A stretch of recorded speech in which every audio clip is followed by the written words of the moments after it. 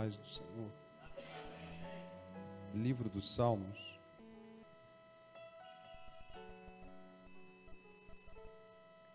Livro dos Salmos.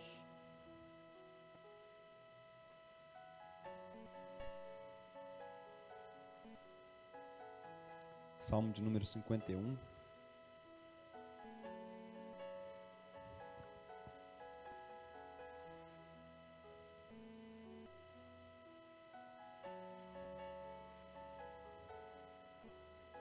Salmo de número 51.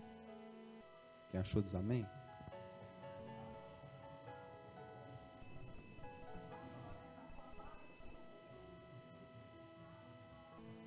O texto diz assim: tem misericórdia de mim, ó Deus, segundo a tua benignidade. Apaga as minhas transgressões, segundo a multidão das tuas misericórdias. Lava-me completamente da minha iniquidade e purifica-me do meu pecado, porque eu conheço as minhas transgressões e o meu pecado está sempre diante de mim. Contra ti somente pequei e fiz o que a teus olhos parece mal, para que sejais justificado quando falares e puro quando julgares. Eis que em iniquidade fui formado e em pecado me concebeu minha mãe. Eis que amas a verdade no íntimo, e no oculto me fazes conhecer a sabedoria. Purifica-me com hisope, e ficarei puro. Lava-me, e ficarei mais alvo que a neve. Faze-me ouvir júbilo e alegria, para que gozem os ossos que tu quebraste. Esconde a tua face dos meus pecados, e apaga todas as minhas iniquidades. Cria em mim, ó Deus, um coração puro, e renova em mim um espírito reto. Feche seus olhos. Deus Todo-Poderoso, recolho-me a minha insignificância e me apoio no seu poder e na sua soberania. Fala poderosamente aos nossos corações, nos ensina, nos exorta e nos edifica. Que todo coração aqui, Pai, se torne cativo à pregação da sua palavra, em nome de Jesus. Amém. Estamos diante de um cântico, de um salmo, diante de uma oração que não saiu do coração de alguém que estava feliz, do coração de alguém que estava satisfeito, de um coração que estava alegre. Nós vimos aqui que este salmo saiu de um coração contristado, quebrado, arrependido, moído, e que o autor desta oração nos mostrou o motivo no versículo de número 2, dizendo que o motivo pelo qual ele estava assim era o seu pecado. Sabemos nós, bem sabemos, quem é o autor destas palavras, e não é outro segundo que não seja Davi, o homem segundo o coração de Deus. Entendemos nós que Davi foi consagrado rei de Israel muito novo. Era um menino que tinha promessa, um menino talentoso, um menino que longe dos olhos de todos, ele tinha um relacionamento bem íntimo e bem próximo com Deus. É um menino em que Deus levantou um profeta para que pudesse ungí-lo diante de um rei completamente tirano, que era o rei de Davi nesse tempo, um homem chamado Saul. Conhecemos nós a história de Saul e sabemos que ele foi rejeitado por Deus, porque ele rejeitou o próprio Deus. Saul, ele foi um grande general, sim, um grande representante da nação no tocante às batalhas, porém como líder espiritual, a nação desfez espiritualmente em suas mãos e fracassou na missão, irmãos, de manter reunidas as 12 tribos de Israel.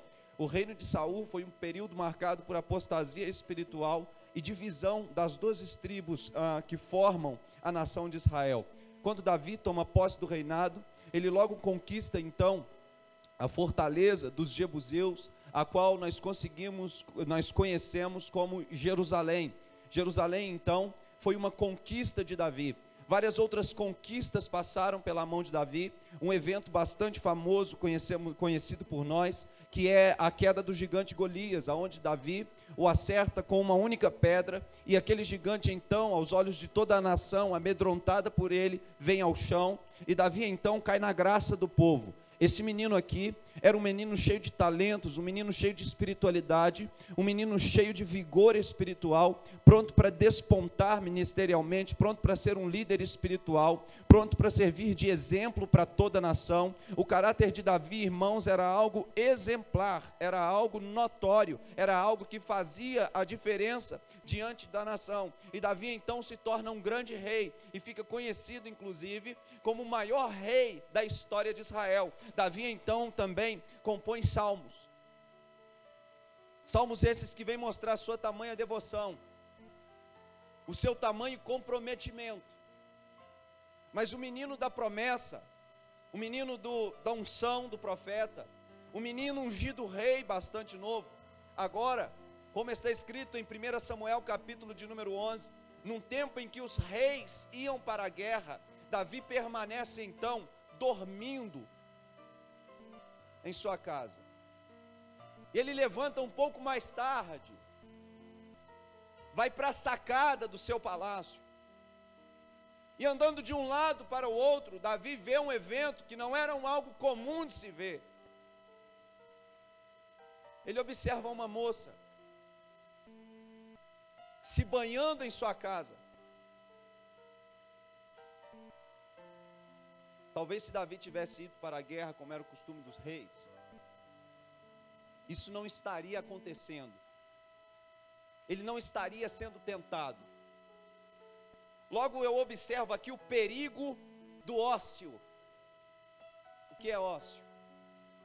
Ficar à toa, mente vazia, coração vazio. Conhecemos bem o jargão que diz que cabeça vazia é oficina do diabo. E Davi agora se vê numa posição de ser tentado, porque quem não trabalha entra nessa condição, dá ocasião à carne. E ele começa a avistar aquela moça. Aprenda um outro princípio aqui, que antes do pecado ganhar o seu coração, ele vai ter que ganhar os seus olhos. Antes do pecado ganhar o seu coração, ele vai se apresentar para você. E Deus é tão fiel, que ele municia o homem da capacidade de escolher entre a vida e a morte, a bênção e a maldição, e ainda orienta: escolhe, pois, a vida. Davi poderia chamar a sua esposa Mical, a qual ele casou por derrubar o gigante, filha de Saul, e dizer para ela: orienta aquela moça, fala para ela que daqui da sacada pode se observar tudo. Observa que pecado é questão de oportunidade, é questão de como agir quando aparece a oportunidade para pecar. Porque quando aparece a tentação, eu não vejo simplesmente a tentação como uma oportunidade de pecado, mas como uma oportunidade de demonstrar minha fidelidade a Deus. Tentação também é oportunidade para mostrar que é espiritual. Porque é diante de uma tentação que será definido o seu caráter diante de Deus. E Davi chama os seus servos, que o povo sabe de tudo, irmãos. E ele pergunta para os seus servos: quem é aquela moça? E Davi é orientado: aquela é Batseba, esposa de Urias, o heteu. Sabe o que isso significa? Que Davi é orientado de que ele não pode se relacionar com aquilo que os seus olhos desejam. Que não é tudo que a gente vê que a gente pode. O limite foi mostrado para Davi. Qual era o limite? Casada, esposa de Urias. O que não falta é orientação,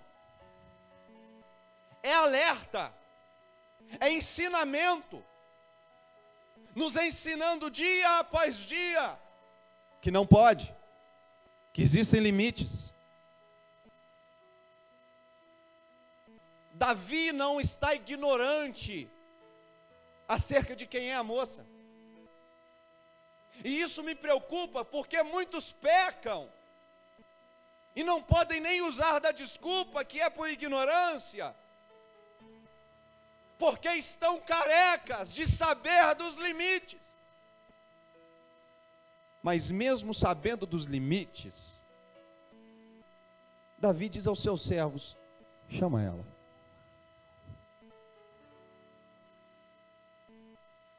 Davi paga bem. Ser servo do rei é uma posição de destaque. Logo os servos vão e chamam a mulher. Olha, o rei está te chamando. Quem? O rei. O rei Davi? Esse mesmo. Está chamando você. Me preocupa muito quando alguém que quer pecar encontra no seu círculo de amizade pessoas dispostas a contribuir com esse pecado. E a moça que antes estava lá exposta aos olhos de Davi, e eu quero abrir um outro leque aqui. Lógico que eu não quero justificar Davi, hora alguma. Mas se essa moça tivesse mandado levantar o muro, tivesse se cobrido, tivesse fechado a sua janela, ela não tinha despertado desejo no coração daquele rei. E me preocupa o fato de que algumas mulheres não têm preocupação nenhuma se a forma pela qual elas se vestem está fazendo ou não outros pecarem. Porque às vezes nós nos preocupamos com os nossos pecados e não enxergamos que estamos sendo motivo de pecado de outros. E agora ela se apresenta diante de Davi. E Davi adultera com essa moça. Davi se deita com essa mulher. Davi consuma o pecado que antes havia só ganho os seus olhos, mas agora também havia ganho o seu coração. Um outro princípiozinho aqui: pecado não se enfrenta, pecado se foge. Por que eu estou falando isso? Sabe o homem mais forte da Bíblia? Sansão. enfrentou o pecado e perdeu.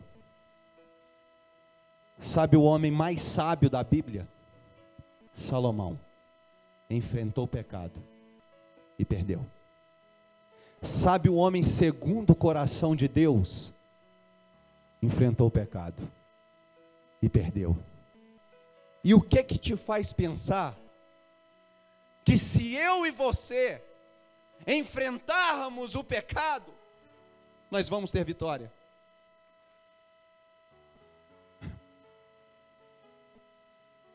Como diz Tiago, ninguém diga, de Deus sou tentado, porque quando vem a tentação, juntamente com ela o Senhor nos dá o escape. Olha a palavra, escape, fugir, deixar de lado. Olha para José, tentado pela mulher de Potifar, dentro daquela casa, sozinho, com ela, ninguém ia ver, mas Deus ia ver. E José se preocupa com Deus primeiro, antes de se preocupar em trair o seu patrão. E sabe o que ele faz?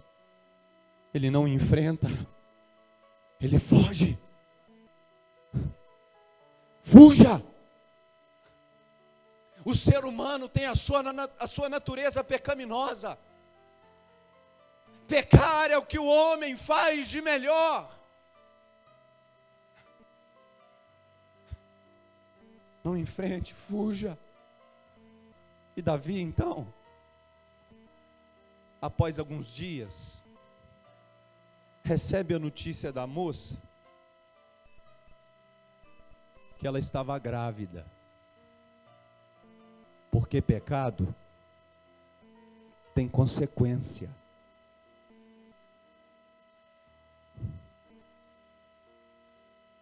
E ele começa a mirabolar alguns planos, pensando como eu vou encobrir esse pecado agora. O que eu vou fazer para esse pecado não chegar no ouvido do sumo sacerdote e da nação de Israel?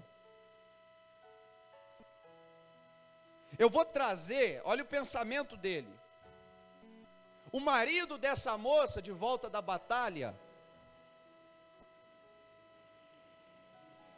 e ele vai se deitar com ela. Olha a trama. E deitando-se com ela então, qual que é a conclusão que ele vai chegar? O filho é meu. Logo ele assume o filho.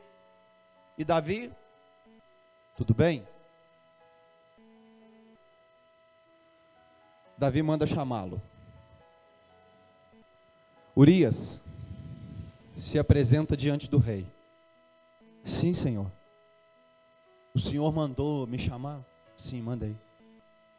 Como é que estão as coisas lá na batalha, Urias? Eu fico pensando como é que tem gente que tem frieza de ser tão falso com o irmão, que após dar paz do Senhor, o irmão vira as costas e só falta apunhalá-lo. Que Davi, com a cara mais lavada, aparece diante desse homem e diz: como é que estão as coisas?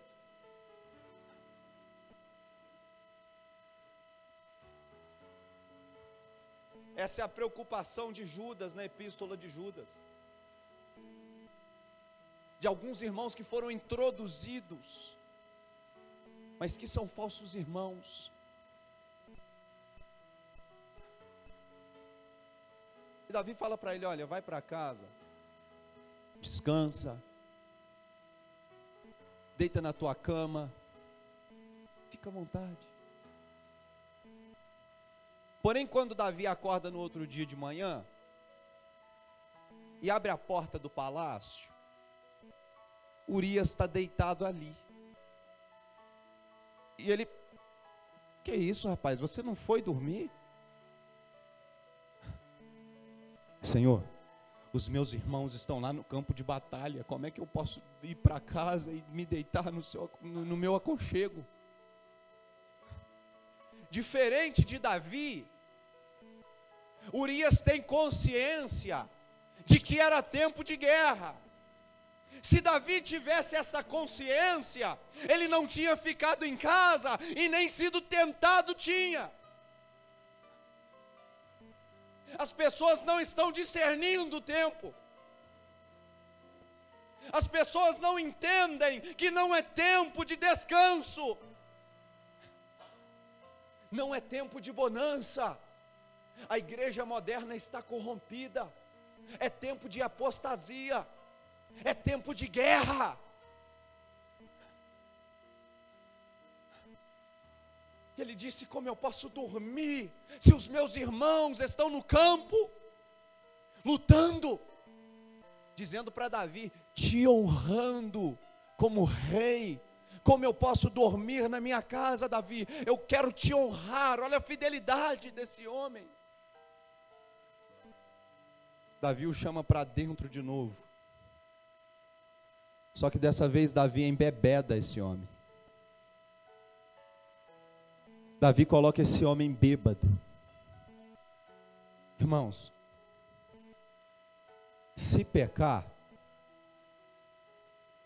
se está pecando, para agora. Para.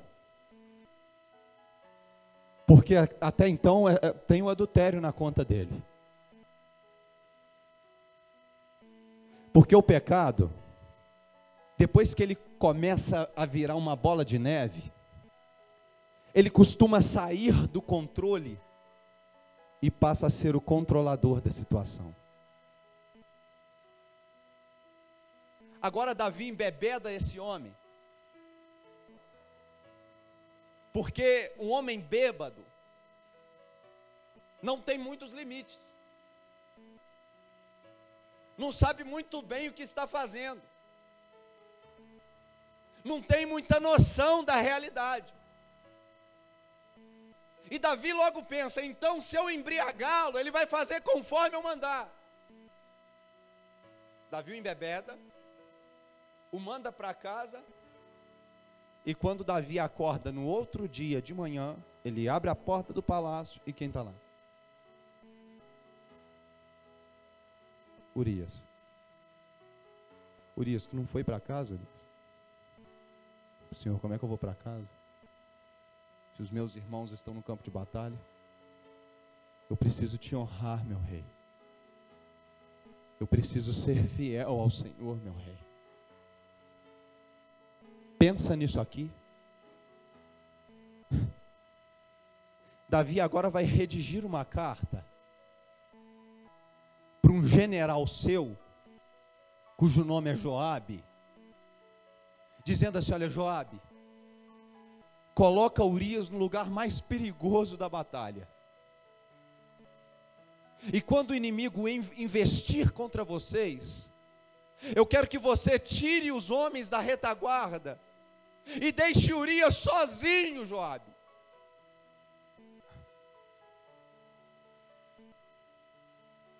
Davi enrola o pergaminho, o fecha com seu selo, entrega nas mãos do próprio Urias, e Urias está levando agora para Joabe o que é a sua própria sentença de morte. Davi usa e abusa da fidelidade desse homem, da honra desse homem. Os heteus, irmãos, porque Urias, o heteu, os heteus faziam parte de um povo conhecido como os hititas. Depois que os hititas foram dizimados, os heteus se transformaram em grupos de mercenários, homens extremamente sanguinários, matadores natos. Porém Urias era um heteu, mas que havia se rendido ao Deus de Israel, e que agora era crente.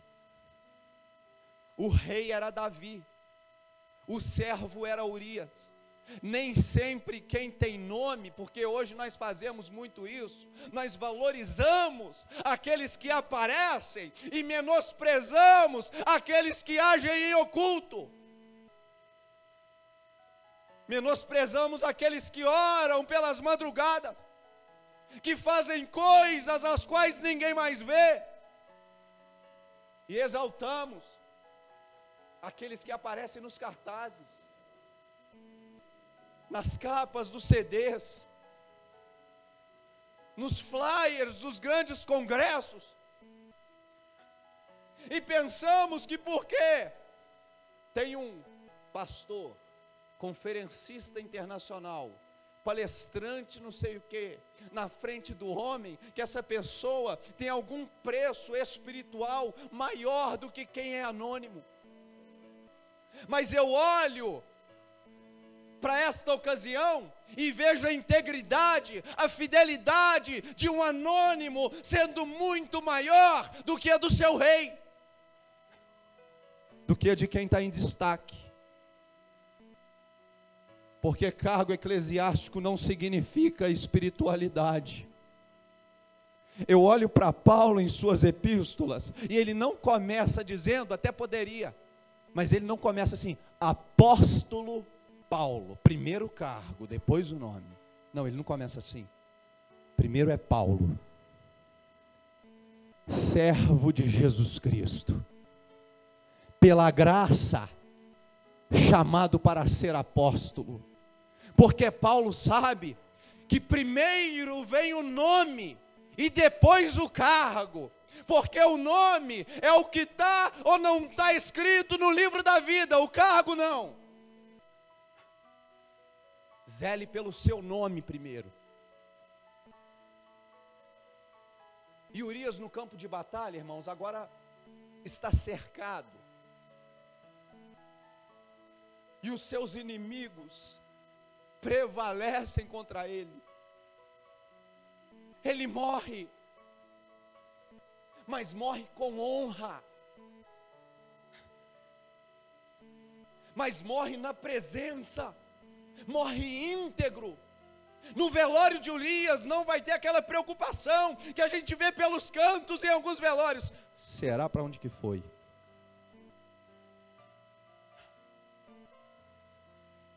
Ele honrou seu rei até o último momento. E agora, com Urias morto, Davi pensa o seguinte: acabou, agora eu consegui, ninguém vai saber, Urias está morto, o que eu vou fazer agora? Ele vai e pede para os seus servos chamar Batseba de novo. Agora eu assumo a viúva, com a criança. E é nesta ocasião que Davi agora cai mesmo na graça do povo. Por quê? Que rei é esse que nós temos? Pegou uma mulher viúva, com um menininho pequenininho e assumiu. Olha que rei é esse? Esse homem não existe. Esse homem é maravilhoso. Esse homem é tudo de bom. Que rei que Deus nos deu para a nação, olha só.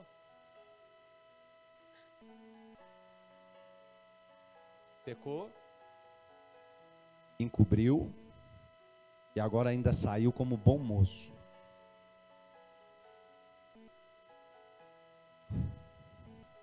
Os seus servos o ajudaram, porque eram pagos por Davi. Joabe, general de Davi, recebeu a carta que mandava acabar com a vida de Urias, obedeceu, porque Joabe era general, posição de destaque, pago por Davi. Porém, Deus tem profetas que não são pagos por Davi.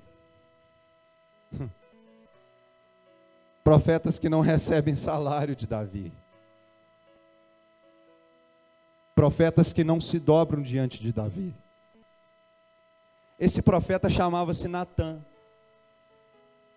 Deus vai aparecer a Natã e vai dizer para ele: Natan, aconteceu uma coisa aqui em Israel. Porque quem tem intimidade, Deus conta, irmãos.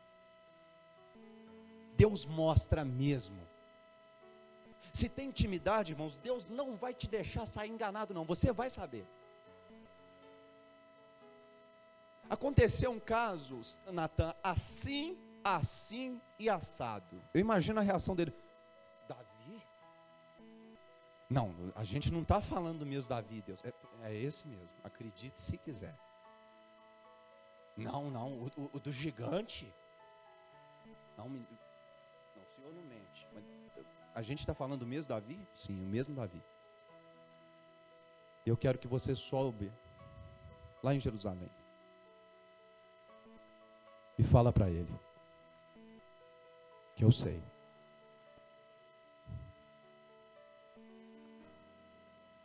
O profeta agora está indo se dirigir para a casa de um adúltero e de um homicida, que foi capaz de fazer tudo isso e depois encobrir o seu pecado. E o que diz que Davi não vai tentar fazer o mesmo com ele? Porém, o medo, irmãos, ele não vai inibir Natan de subir até a casa de Davi para confrontá-lo. Porque eu observo que o medo, ele tem inibido muita gente de cumprir os desígnios estabelecidos por Deus. E eu venho falar para você nessa noite que se Deus mandou fazer, faça. Não fique com medo, porque se é Ele quem te colocou na situação, é Ele quem vai te tirar. E se precisar te livrar de lá, Ele vai te livrar. É Ele quem vai te sustentar lá e te dar as palavras que você deve falar. Nós temos que entender que quando a gente cumpre o chamado de Deus sobre a nossa vida, Deus nos representa, irmãos. Deus honra, Deus sustenta, Deus capacita. E o profeta Natan agora vai chegar lá, e ele vai chegar de uma forma muito sábia com Davi. Ele vai chegar assim: Davi, aconteceu um caso aqui em Israel, Davi. Não sei se você ficou sabendo, mas tinha um homem, Davi, que tinha 100 ovelhas, e tinha um outro homem que tinha só uma. O que tinha 100 era rico, o que tinha só uma era pobre. Esse que tinha só uma, Davi, você tem que ver o carinho que ele tinha com essa ovelha, Davi. A ovelha dormia na cama dele, a ovelha comia da comida dele, a ovelha era tudo, Davi, que esse homem tinha na vida. Porém, vindo o viajante de longe, Davi, o homem que tem 100 ovelhas, roubou a ovelha do que tinha só uma, sacrificou e deu para o viajante. Olha para você ver, Davi. Sabe qual que é a reação de Davi aqui agora? Ele se enche de ira e vai falar com o profeta assim: que crápula, digno de morte é esse homem. Profeta, como é que um homem é capaz de fazer uma atrocidade dessas, profeta? Ainda vai virar para o profeta e vai dar a sentença: esse homem é digno de morte, mas antes de morrer, ele tem que restituir 4 vezes mais aquilo que ele roubou. E é aqui que a gente tem que ter cuidado, porque as coisas que a gente fala, Deus anota.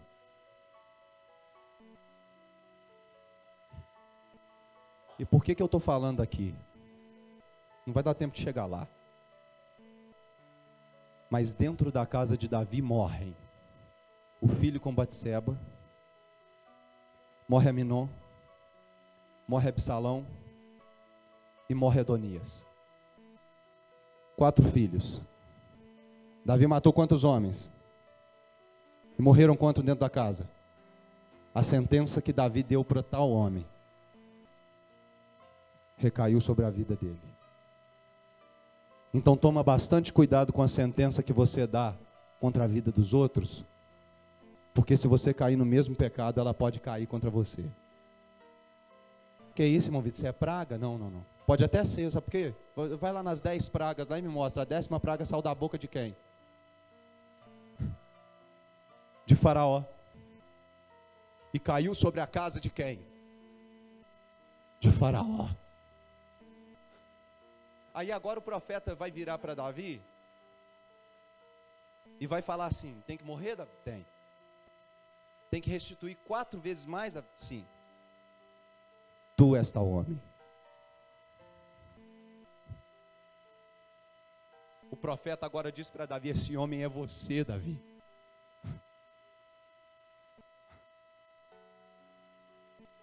Aí agora a ficha de Davi cai. Agora o pecado desce para a consciência. Agora Davi tem consciência do tamanho da atrocidade que ele cometeu.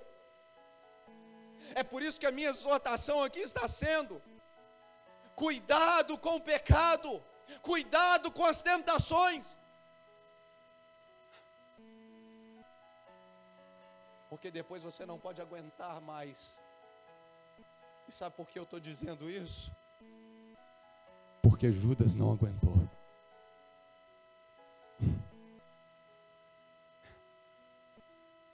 Porque depois da sua atrocidade, a gente observa no caráter de Judas, ele entrando em alguns transtornos psicológicos, pós-traumáticos, aos quais vão acabar desencadeando um suicídio.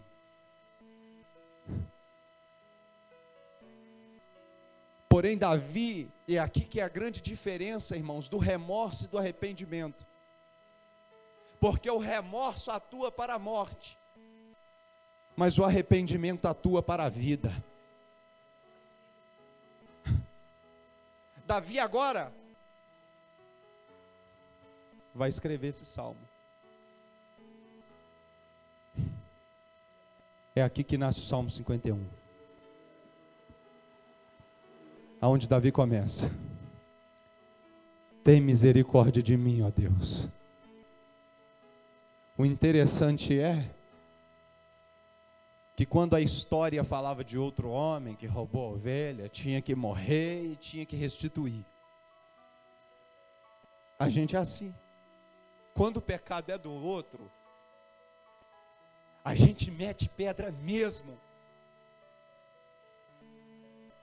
Se não morreu, a gente acaba de matar com a língua.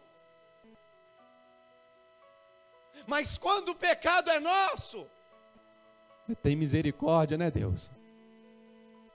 Porém, Tiago, capítulo de número 2, verso 13: aqueles que não usam de misericórdia serão julgados sem nenhuma misericórdia.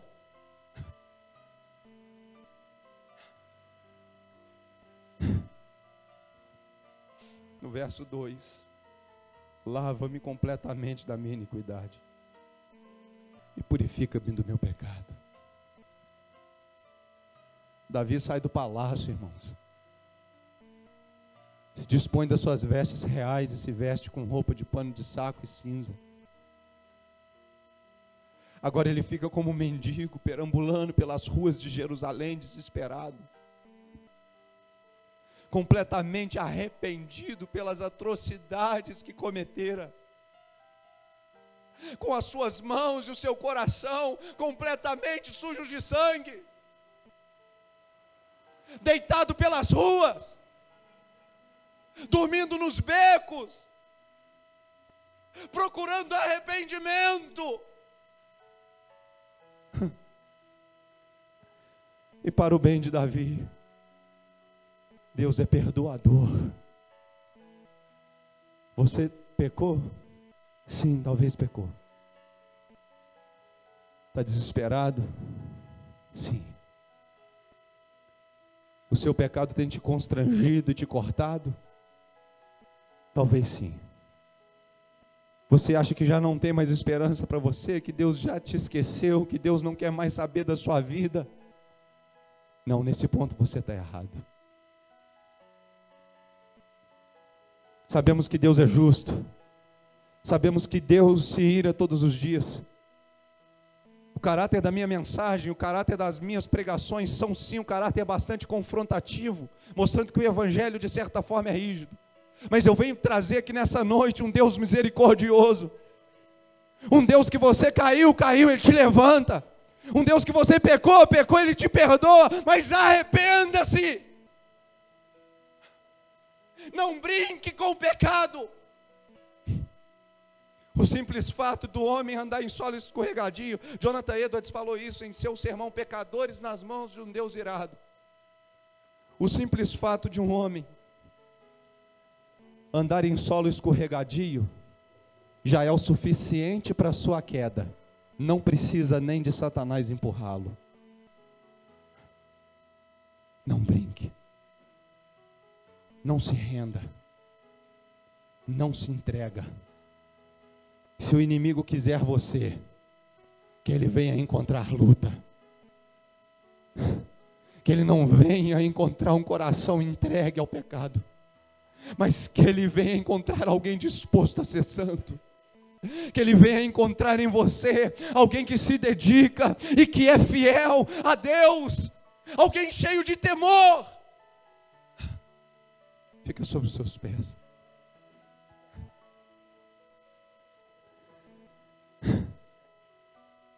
Eu quero encerrar aqui em cima do versículo de número 10, na onde que assim está escrito: cria em mim, ó Deus, um coração puro e renova em mim um espírito reto. Hoje é culto de ceia. Hoje é dia de você sair daqui renovado. Hoje é dia de você arrancar das suas costas de vez esse peso da culpa que tanto toma o seu pensamento e já não te deixa fazer mais nada. É noite de você sair daqui leve. É noite de você sair daqui com os seus pecados perdoados. É noite de você largar esse fardo e tomar o fardo de Cristo, que é leve. Como Jesus disse: vinde a mim, todos os que estão cansados e oprimidos, e eu vos aliviarei. Feche seus olhos. Oh Deus, muitos estão carregando fardos pesadíssimos. A culpa do pecado tem atormentado e torturado o coração de muitos. Deus, que o Senhor venha derramar do seu Santo Espírito sobre nós nessa noite, trazendo cura espiritual e arrancando todo o pecado. E eu peço isso em cima da tua palavra que diz, Jesus, que tu és o Cordeiro de Deus que tira o pecado do mundo. Cura, perdoa os pecados, seja misericordioso conosco, Deus, em nome de Jesus, amém.